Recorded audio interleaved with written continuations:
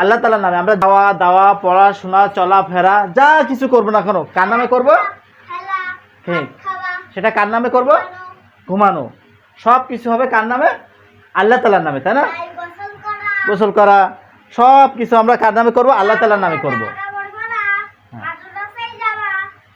তাহলে in the name of আল্লাহ শুরু করছি, পরম করুণাময় অসীম দয়ালু আল্লাহ তাআলার নাম। যে কোনো কাজ শুরু করাতে আমরা কি বলবো? বিসমিল্লাহির রহমানির রহিম। এই প্রশংসা কার হবে আব্বু? আল্লাহ তাআলার। আল্লাহ তাআলা দা কার? সমস্ত প্রশংসা ও ধন্যবাদ কাকে জানাবো? মহান রাব্বুল আলামিন আল্লাহ তাআলাকে জানাবো, তাই না?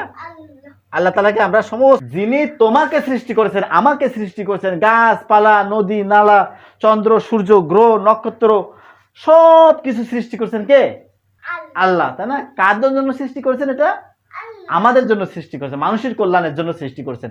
আল্লাহ তাআলা মানুষকে সৃষ্টি করেছেন এবং মানুষের কল্যাণের জন্য এই সব কিছু তিনি সৃষ্টি করেছেন। তাই আল্লাহ পাক বলছেন যে হে মানুষ, হে নবী, তুমি পড়ো তোমার প্রভুর নামে যিনি তোমাকে সৃষ্টি করেছেন।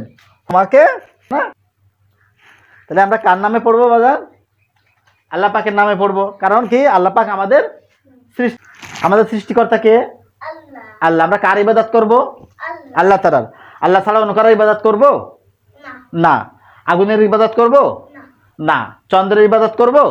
সূর্যের ইবাদত করব না। পৃথিবীর অন্য কোনো শক্তির কাছে আমরা কখনো মাথা নত, কোনো রাজনৈতিক নেতার কাছে মাথা নত করব?